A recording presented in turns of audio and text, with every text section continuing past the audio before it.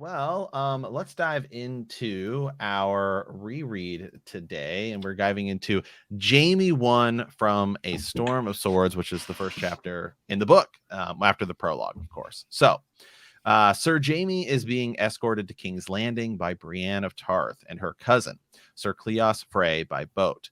He was released in secrecy from Riverrun by Catelyn after swearing never again to take up arms against the Starks or Tullys, and to honor his brother Tyrion's pledge to release Sansa and Arya. The oath was sworn at sword point and while drunk, and Jaime considers killing Brienne and getting away. He is still chained hand and foot. Jaime ponders Cersei's feelings with him after the Bran incident and wonders if she sent the assassin to Bran's room, but he dismisses that notion, thinking she would have sent Jaime himself to do the dirty work. Their boat is moving down the Red Fork of the Trident, and Jaime has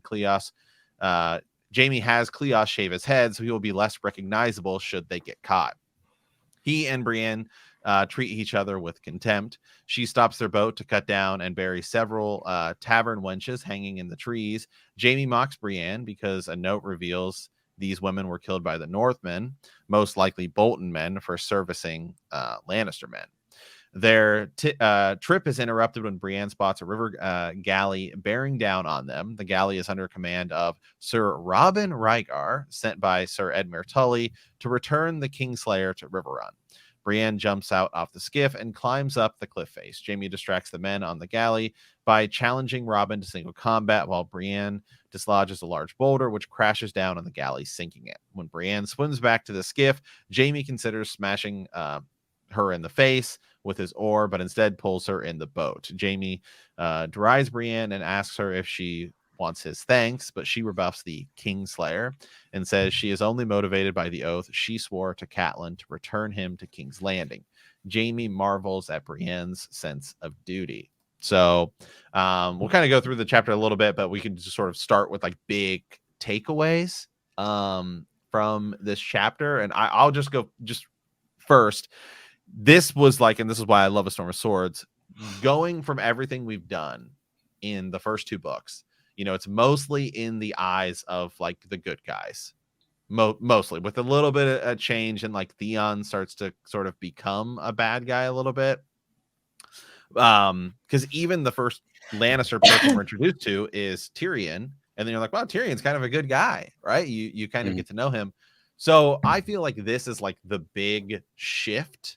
It's almost like I view Game of Thrones and A Clash of Kings sort of go together, and then this half of the books, the other Dance, Feast, and Storm of Swords go together. And like for me, it's this chapter just because nothing like sort of super amazing happens in this chapter, but we shift to Jaime Lannister, who is a character who we don't really see all that much actually in the books. He's actually in the show, he's way more prevalent, and a lot of some of the stuff that happens like in his Storm arc is pulled into like the seasons where we get to see his perspective. But it's like, wow, hold on, we're starting with Jaime Lannister, like the Kingslayer, the bad guy, and it's like, you know, this is where it's like the books like just get so much better. No, I think you're right, man. I think like to start with him and to say he's going to be a big deal in this book, and then just a couple of things. I'll toss it to Nikki here. Like Jaime, his whole thing, he goes through not just some changes like internally, but like his physical appearance. I mean, he's like in a cell. His hair is all grown out. He's got a beard. He will now shave his head, trim it all off. He looks super haggard. It says that it feels like he's aged 5 years or so. He feels like he's aged up. And later on, he's actually going to get his sword hand taken off and stuff. So like he goes through these physical changes, but then internally he's also going through a lot of changes. And I think it's like Brienne right out the gate here that is doing all this stuff, and he's sort of blown away by her commitment.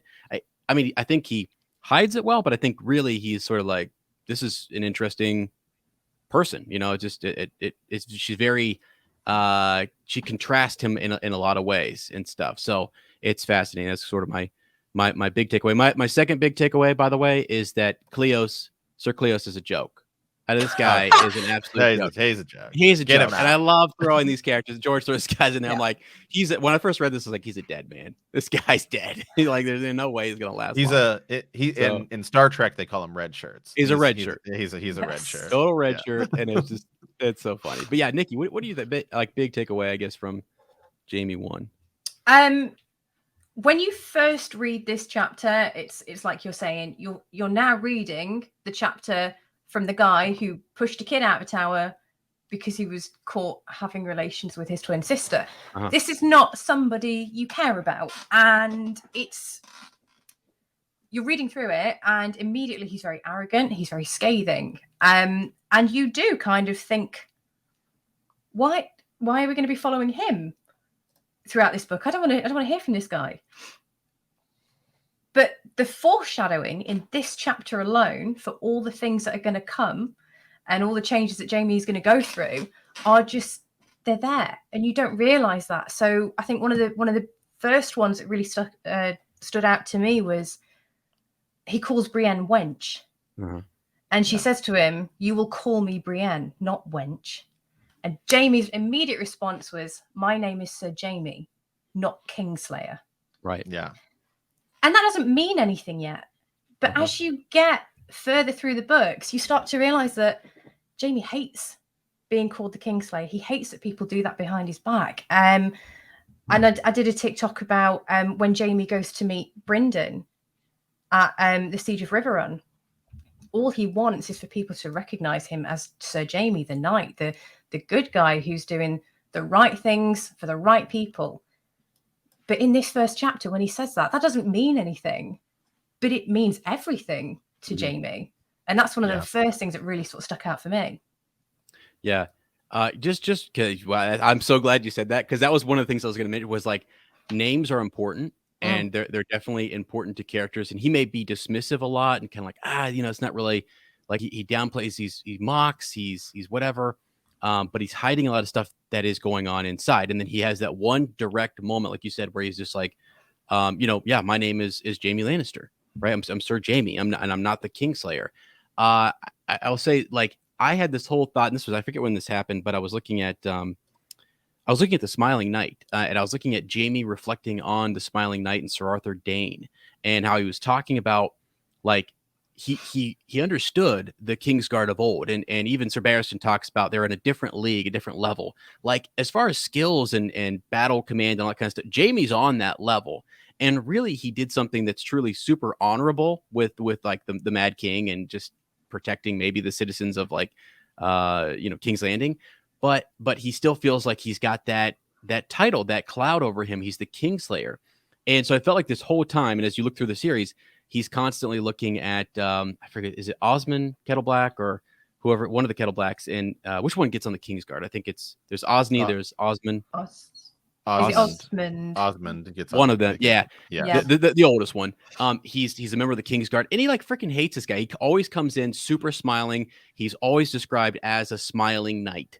And I just thought, like, there's this whole sort of wordplay around him, and like Jaime trying to, like, win back that honor and prestige and earn back his name, sort of, even though he doesn't really have to, and he shouldn't have had to begin with the whole Kingslayer thing. But he kind of adopted he kind of rolled with the mockery and sort of turned into the villain that everybody wanted him to be, which is what Tyrion kind of does as well. Is like, look, you want me to be a villain? I'll be a villain. Fine. I'm gonna try to protect the city. And if you want me to do that, then here we go. I'll just go and do it. Yeah, there we go. Sir Osmond Kettle Black. Yeah.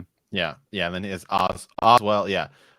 He's the son of Oswell and has two brothers, Osfrid and Osney. I mean, right. I'm out on all of them. Okay? I'm out on all. By the way, all the Kettle Blacks. Yeah, there's some really fun series with the Kettle Blacks, and they're those characters that, George, when you read the series at first, like those characters, and you mentioned Lady Merryweather earlier, Nikki, like the characters around King's Landing, and just Lord Rosby, and all those little tiny minor houses and characters, they add up over time, and George is like has them there doing stuff, and then they'll have a moment, and you're like, who was this character? And like you go back and like they've been there the whole time, dismissed by the major characters, but then they matter down the line. So that's kind of interesting. Sansa, it's Sansa's chapter where she has a connection between the Kettle Blacks. She understands that they're working for Littlefinger, and she's being rowed to, I think, Littlefinger's homestead, and figures that whole thing out. But to me, it's just always been like, yeah, Jaime is, you see him trying to be better, or realizing sort of who Cersei's turning into. He's lost his father. Things are kind of what matters to him, you know? What matters? Yeah, there it is. That's the line. Got to pull up here. You would call me Brienne, not wench. My name is Sir Jaime, not Kingslayer. Yeah. Yeah, so that's a really interesting moment. And the other thing that stands out to me too is that Brienne is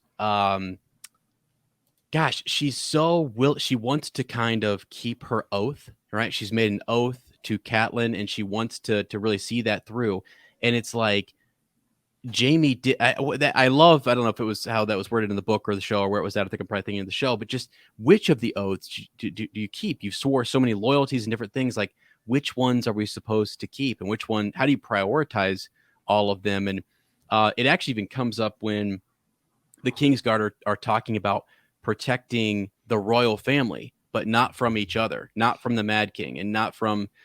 It's just a wild. Their ultimate duty is to the king, and they're sworn to protect the king, but at what cost? And they also swore to protect the innocent and the people and stuff. It's awesome. It's wild. And so he starts with this character. It's just so well thought out. And this is why this book is really what kicks us into this whole excitement. That is like, it was great start, great build up there for the battle at Blackwater Bay, and then now we're into this whole thing where characters are turning and shifting, and we're like, what the hell's going on?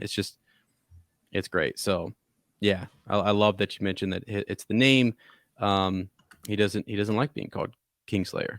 So no, he doesn't. And so another kind of thing that happens in this too is Jaime sort of recounts the first chapter, or not the first chapter, but the first big main event. All right. Where he pushes Bran out the window, and he's sort of like thinking about this. Which I also think is just interesting in this chapter, which is our first Jaime chapter. And the whole arc of Jaime is essentially this idea of redemption, right? Like, that's his whole deal. Is he going to redeem himself? Is he not? He sort of is, but the way the show ends, he kind of ultimately goes back to Cersei, which, who knows? I hopefully it's better. And even if it's the same thing, as long as it's written better. But I mean, it literally all starts in this chapter, just where he is beginning to sort of thinking about things differently. He's so shocked by the fact, like, when he helps Brienne up, it's almost like Brienne does just bring so much better good out of him, where he's doing things and he's like, he sort of just does it without really realizing it. When he's gonna hit her with the oar, he's thinking, then I can escape, but he's like, suddenly I found myself pulling her. Jaime found himself pulling her into the boat. And yeah, that's another thing so much about his redemption arc that all begins right in this chapter. It's the way that bit's worded as well. So I'm mumbling. Thankfully, Jaime still had his oar. One good swing when she comes paddling up, and I'll be free of her. Instead, he found himself stretching the oar out over the water. Yeah. There's no thought process of, oh, actually, maybe I should save her. It's, oh, I'm helping her. Where did that come from? Right. It's just, that's his initial reaction. And that I just love the way that that's worded. There's no thought behind it. That's just what he does. That's his automatic response, is to help her. Yeah. Right. Yeah. Well, let's see. Where's it at right there? Yeah, sorry, stream murder was freaking out there for a second. For those of you watching, it's like jumping all over the place. Yeah. But he found himself. Yeah. Instead, he found himself. And if you stop right there, that means a lot, right? But you stretching out the oar. There's no pause necessarily, but really you could. And if you're George writing it, you're sort of like, that's the craftiness of him, I feel like. Yeah. Instead, he found himself stretching the oar out over the water, and it's sort of got a double meaning. He was doing this thing, but also in a way, his true self inwardly is like, yeah, this is the right thing to do. So yeah, and also he does talk about how he finds her ugly and all this stuff, but I think part of it is also I don't think it's like the word is supposed to be associated with Brienne as like her physical appearance, but I think George is using the word ugly here to talk also about like she's like I'm like a righteous, honorable knight, and I'm gonna not she's a knight, but like that's the idea well she is a knight because she was part of the King's Guard, right? But which he makes fun of too. He makes fun of the Rainbow Guard. But I think it's kind of like the whole idea of like that type of person, because we start with Jaime being like, I would have had to silence this kid. And I think that's something that also will change over the course of this. So I think like even the use of the word of ugly here isn't just, I think it's how he views Brienne right now as like a whole, like the physical appearance and sort of personality, like the whole deal. Yeah, yeah, and sometimes it's almost like a projection too. I mean, thinking like it's like he wishes, because I think she does a lot in this chapter, and just the more he's around her and learning, because this is sort of his first moments with her. He's heard about Renly, he's heard about these different things. He's reflecting on pushing Bran Stark out the window, and then he's seeing her do things and try to be this honorable person. It almost helped him like recall his youth and what he set out to do with the likes of Ser Barristan and Arthur Dane and all those guys, Gerald Hightower. Like he was there. I mean, the crazy thing is that when you think about Jaime, we reflect a lot. A lot of the mysteries surrounding the series are what happened in King's Landing, Robert's Rebellion, who knew about the Tower of Joy, who knew all these different things, and he was the newest guard and member, and was not necessarily included in all the maybe the secrets that Rhaegar had going, because he had years of a relationship with other individuals. But like he's there.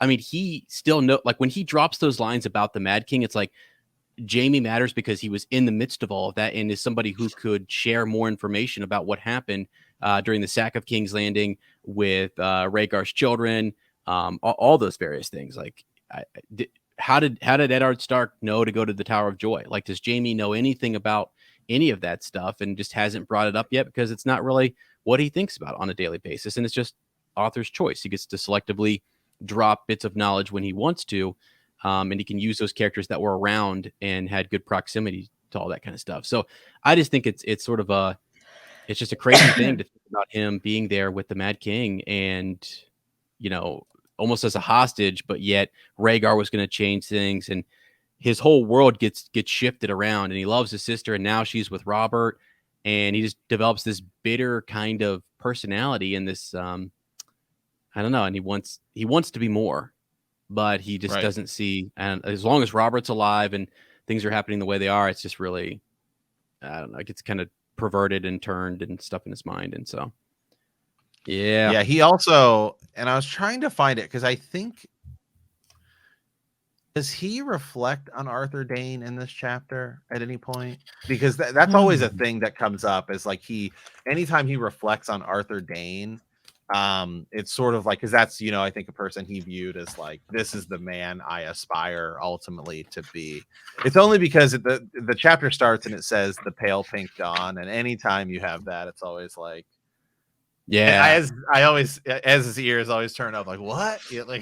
Yeah, I love the whole that what's his name, Corin Halfhand, like the pale pink dawn, huh? Okay, dawn. Right, dawn comes with it's a song associated with Corin Halfhand. Anytime he shows up, dawn came with him, and you're like, what? Yeah. The sword, or like it's actually done. I love those kind of moments. Yeah. But and the color pink, obviously, it's always, anytime dawn is referenced, it's always associated with House Dane. It's so ridiculous. Right. The bits too. So he is. It's interesting, the other thing that George weaves in all of this is the trident, and we've heard about the trident. We've heard about like the Riverlands and where they're at. So you're kind of understanding the world that we're in, and he's escaping from Riverrun. A couple other characters I pulled up that don't really matter and don't come up to much more, but like Sir Robin Ryger is the he's a knight, captain of the guard at Riverrun, and he's big, bald, old, and at one point, Jaime does challenge him to like single combat. Jaime is a boss, and I mean, he's not. He thinks he's the fastest sword in Westeros, and I think he probably is actually. So that's kind of a cool moment where he challenges him, and he's like, "Nah, I'm not doing that. I'm not stupid."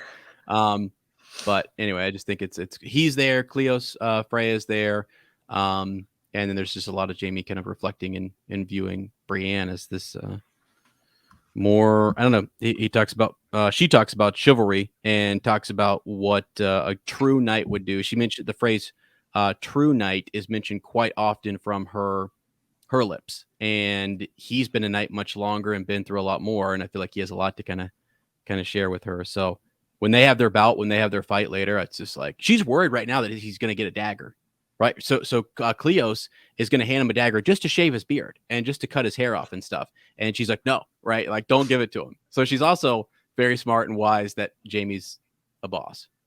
All right. So I just pulled up a map too here, just to show everyone where we're at. We're on the Red Fork, right around River Run, right? Yeah. Right around that area. I know I use this map sometimes. It's like crazy. There's a lot going on, but you get to see all the other houses and everything that they could run into. The sigils matter. Sometimes I think when we look at the sigils, I'm always like, huh? No, what is he saying in that sigil, and what's going on? There's symbolism and all those different things. But Nikki, I guess, as Matt has pulled up here, what do you think about when I know you have done a lot of digging on Jaime and the Lannisters and stuff, but Brienne, how do you feel like her? How do you feel about her character and just her relationship with Jaime? I've literally, my last TikTok was kind of about this. So the chapters as they sort of progress, Brienne's and Jaime's are really, really interesting, because as soon as Jaime sort of decides that he's done with Cersei and he kind of sees her for who she actually is, in my opinion, I feel like he spends a lot of time pining after Brienne a little bit. He thinks about her a lot. And so when he sees her, because he only has one chapter in the Dance with Dragons, when he sees her, he's really, really worried about her and concerned. And that kind of makes sense, because we've seen that Jaime does think about her quite often. Mm-hmm.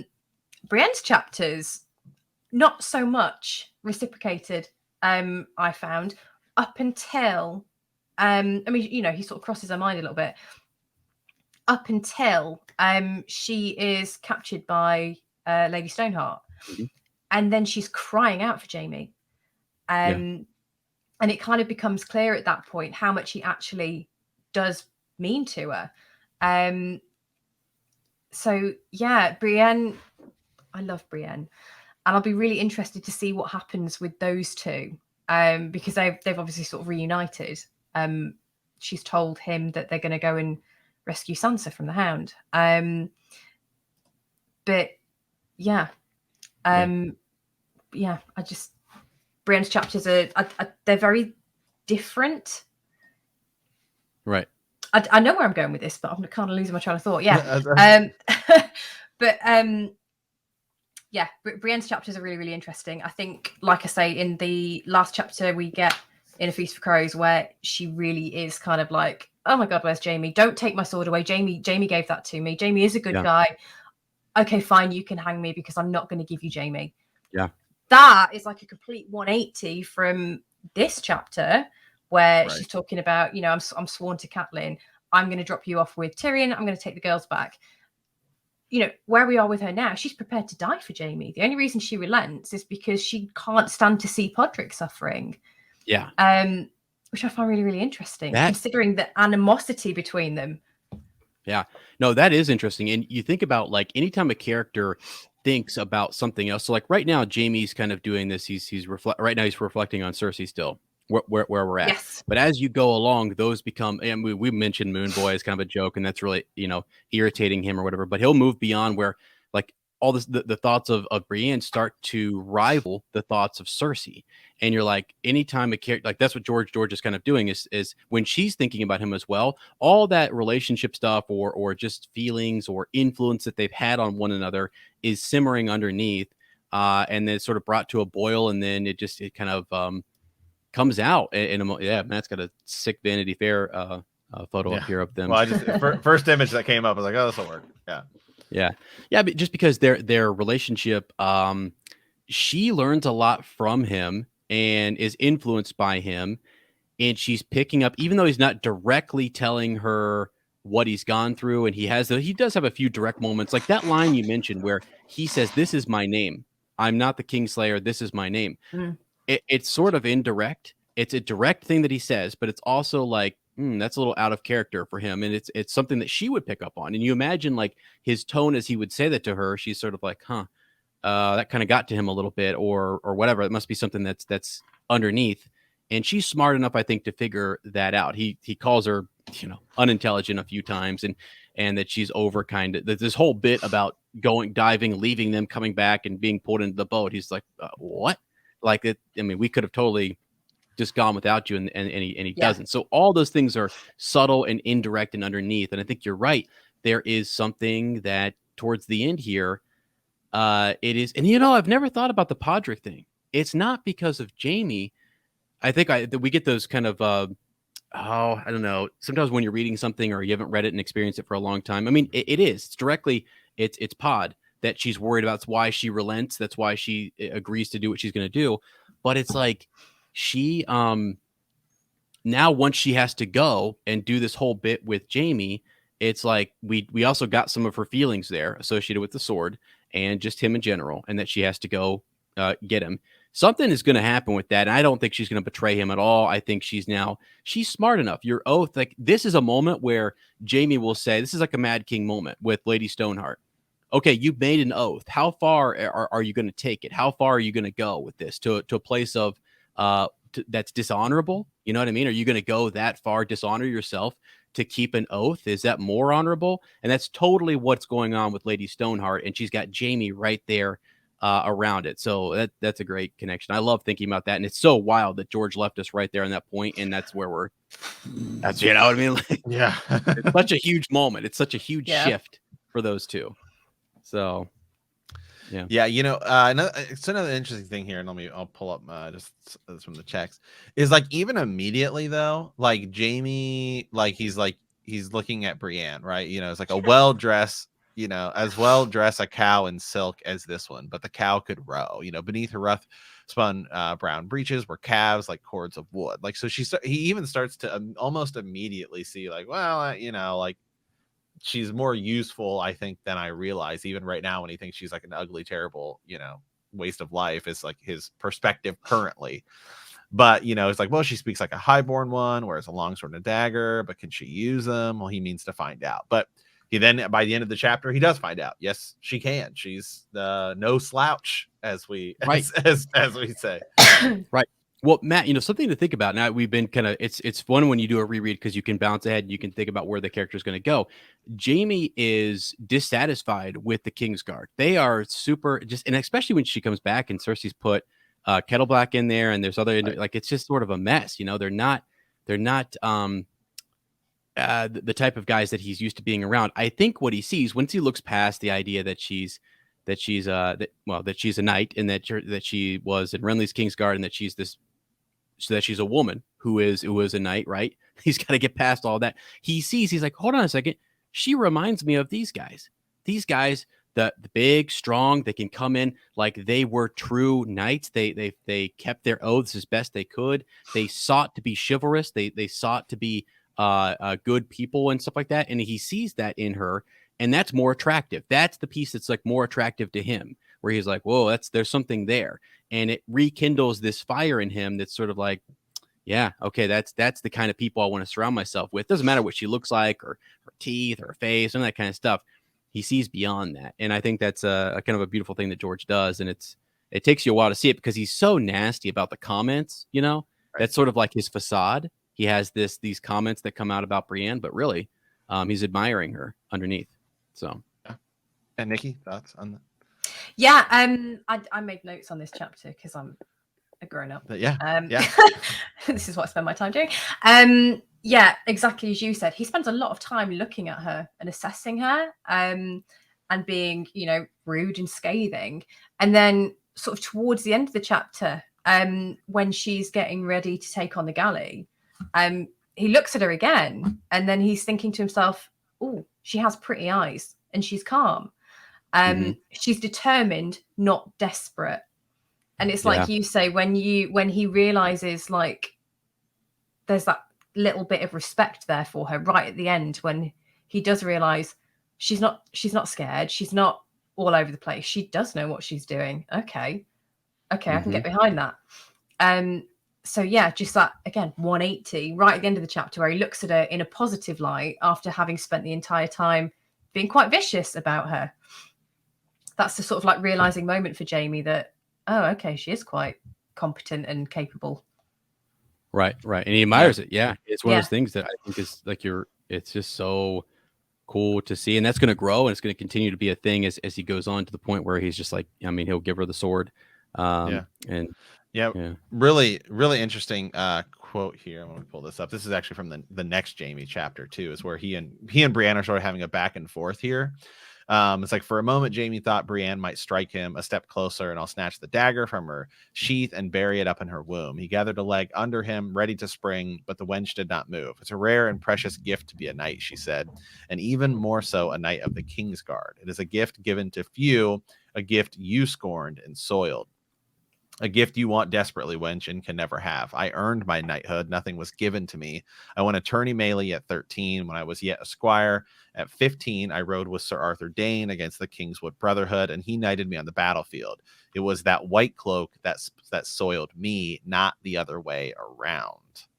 Like, wow. Yeah. That's a great line. I love when that comes up. It's just like, yeah, everyone seeks it and thinks it's this awesome thing, but inside of it are this binding kind of oath that undid him, you know, and caused him to lose honor or lose face or whatever. And it's just like, geez, here's a great what if. Like, what would Sir Arthur Dane have done? What would Gerald Hightower have done had they been standing there and they heard him say, you know, burn them all, light the wildfire, blow the city up? Would they have stepped and I think they might. I think some of them might have, some of them might not have. You know, I think more people would have than wouldn't. I think a lot of people like to think they would have done the honorable thing. Yeah. But I think in that sort of moment of desperation, oh my God, it's either him or the entire city. I think most people would have done exactly what Jaime did. Absolutely. Yeah. Well, and he also has the skill to kind of say he knows he's a badass and he knows he can kill the king and anybody in that freaking room. And because he's sitting here in this chapter talking about to Sir Cleos, he's like, there's probably 18 of them. There's probably 18, 3 on 18 right now. And he's like, probably more actually. And he's like, I would just, hey, I'll take those odds. Let's go. Let me out of these. I can take them. And it's just like, whoa, this guy has a lot of confidence. And so that's the other piece he brings to it, which is like, I know I can kill the king and I know I can also kill his guards. And he's one of them, right? And any other foot soldier that's out there and do this thing. And it's just like, I don't know. I still feel like the other ones would have, maybe they had more sway in terms of persuasion and would have spoke up. I think people might have been more willing to speak up than draw the sword against the king at first. But his father's coming in, war's going on, the rebellion. It's just like, Sir Arthur Dane, let's put you in his shoes. And I think Arthur Dane would have. You think it would have? Just because he's so close with Rhaegar that I feel like I don't know. We suspect, but Rhaegar is right. The tourney at Harrenhal, we suspect that whole thing to be a plot to overthrow a big whole deal. Yeah. Yeah. The one the one that's interesting though is, I don't know. Barristan, I almost go back and forth a little bit on. Would he have done it? Because I think it's so much easier for Barristan, because Barristan only walks out when Joffrey like retires him and is like, okay. I mean, he's still like puts up with like Joffrey until Joffrey retires him. But he also, and then he goes to find Daenerys, but he had served the Targaryens his whole life, essentially. Yeah. I mean, because I don't know. He's the one I feel like would have stood there and sort of did his duty to his king. Isn't it weird, though? It is a weird thing to think that you served a king and then you served the rebel king. It is interesting. And I think Barristan does struggle with that a little bit because now, hold on a second. Where is your loyalty? So, right? Yeah, Is Barristan. Barristan's the only Kingsguard member? Well, Yeah, he Jamie. and Jamie. Barristan Yep. and Jamie Yep. are the only two because everyone else dies. Dies.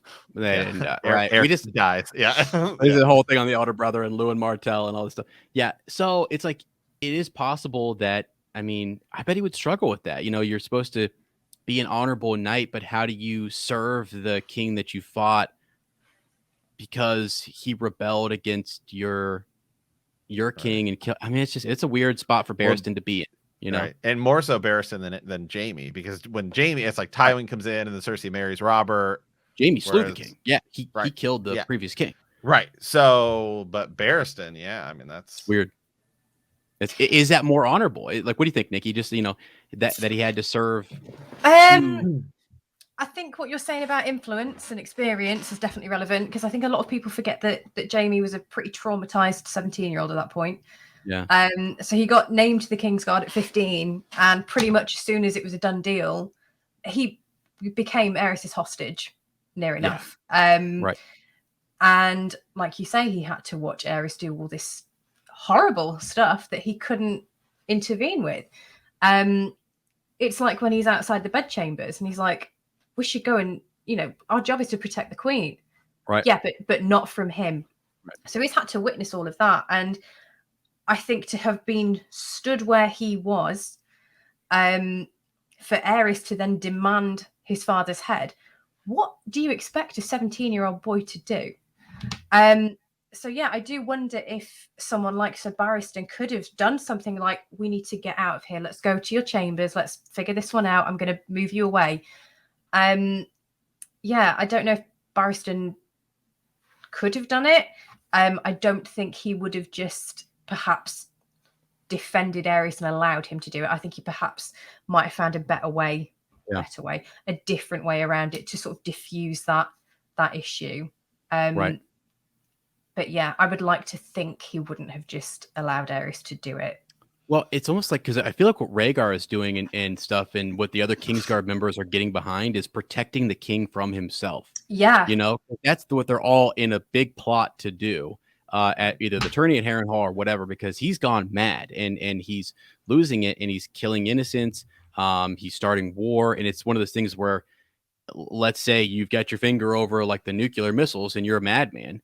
And our duty is to protect that person. Well, let's protect that person from himself, like himself. Mm-hmm. Let's remove him, or if he issues a command, let's go countermand that. We're not going to kill him. So that's something Barristan might have done with the pyromancers. Has been like, now, come on, sidebar. We're not doing that. Yeah, yeah. I mean, Barristan also at that point, so we're talking what, like 10 years prior. So I don't know how old he is right now, but let's just. Pictures and everything, he seems like he's probably in his like 60s or 70s or something. So you give him 10 more years, he's still a really strong guy, and Aerys is like frail as all get out. Yeah. So I mean, and Barris is in like full armor, so he could like easily just pick him up and carry him somewhere, or he could just like smack him with his hand and probably knock him out because he's got like a metal gauntlet on. And I don't know that he would have killed the Mad King, right? But you could certainly knock him out to be like, I'm doing this for your own good, and I'm gonna like try to sneak him out or something. Something to that effect. I think they would have at least spoke up or said so. I don't know. I just feel like because he provides such good counsel to Daenerys. Well, or they go get the queen, or they go get someone who they think might have some influence, or talk to the small council or whatever. And that's the other thing. He was deposing sort of his king's hand and just sort of saying, like, if this person didn't work, we're going to the next guy, and it was a joke by the end. Also, keep in mind, we don't necessarily, I don't think we know, but was Barristan at Summerhall? Do we know? Was he at Summerhall? I don't think it's ever said, but he is a member of the Kingsguard at that point, isn't he? I think so. I'll look real quick. Because if that's the case, then he could have also already seen another Targaryen king like burned alive, right? Depending on when we ever get the true telling of what happens in Dunk and Egg. I think he is in the Kingsguard because I think he gets put in the Kingsguard when he beats Dunk at a tourney, and then he kills the Blackfire guy. So I think so he's probably there too. So he could have already seen a Targaryen and be like, I'm not seeing this again. Another Targaryen king burned alive. Right. Yeah, it's possible. Yeah, for sure. And if anything, he knows the history of that. He knows he's been around long enough to know that there's been some issues with Targaryens going mad. He's the one who brings up the coin toss to Dany, sort of flip a coin and see how these Targaryens go. Are they mad or are they sane? What's the deal? So, yeah. I don't know. I like to think about Barristan being just an absolute boss, though. Barristan the Bold, God. It's freaking sick. He reminds me of Obi-Wan Kenobi a little bit. Yes, he is. He's definitely like the Obi-Wan of the of the thing. Yeah. So, yeah, I don't know. I tried to look it up to see. I know you're looking up. So yeah, he's definitely on the Kingsguard because he's on the Kingsguard during the reign of he was named the Kingsguard at the age of 23 before Gerald Hightower, and while King Jaehaerys the second puts the crown on him. So no, actually, I don't think he was. I think it's after. Yeah. Because Egg dies, and then Jaehaerys becomes king, and then Aerys becomes king. Yeah. He was named Kingsguard while King Jaehaerys was, and that's who bestowed the white cloak on him. Yeah. So no, he wasn't there. So never mind. But still, I think he was. So he was around during the War of the Nine Penny Kings. He was even around during, like, he receives his knighthood. He's at least a knight. Right. After he unhorsed Sir Duncan the Tall. So yeah. So I don't know any of the other people. I don't necessarily. I don't necessarily know who. I don't know. I think Barristan's honestly the only one I think that might not have killed the Mad King in that scenario, but I almost think everybody else is just killing him. Yeah. Probably. And I think again they were all pretty close with Rhaegar, and like Barristan though. The thing is too, he talks about the tourney at Harrenhal where he's like that when he wasn't a true knight, like had he have been a more true knight or a better knight that day, things might have been different. Well, and the other point you guys brought up is Barristan has to serve under Robert. Right. You know, you have to serve under the king you were fighting against. He was there at the battle. Yeah. And didn't and it's crazy. And Rhaegar died. Air quote died at the battle. But so it's like, I mean, if anybody, he's the one who's really like, man, not only that, but I lost, if I had done more at that battle, who knows how this whole thing could have turned out. Right. Yeah. It's wild. Yep. Well, okay. Yeah. I don't know. Go ahead, Ez. Okay. No, okay. Yeah. Final thoughts on the Jaime stuff. I mean, it's always interesting to compare him back to the old Kingsguard, the Kingsguard of old, his time as the Kingslayer, the Mad King, and then see where he's going. Because I love, like, right now we're in this season. This he's been captured, he's been beat by the Young Wolf, he's then freed by Catelyn. Brienne is taking him back. He'll learn so much here. It's really her influence that gives him something else to think about. Up until this point, he hasn't met someone like this. And I think that's an interesting thing on life experiences, is that you come across different people who can be influencers and who are, I don't know, that you admire, that you're like, wow, okay, that's something different. This person's not going with the status quo. And she really stands out. And it's definitely made an impression on him and has reminded him of who he is. And so Nikki brought up the quote, just that, he found himself along the way. And that's what he's going to continue to do throughout these chapters. But it's hard to see. It's all murky because of his attitude, his whatever you want to call it. But yeah.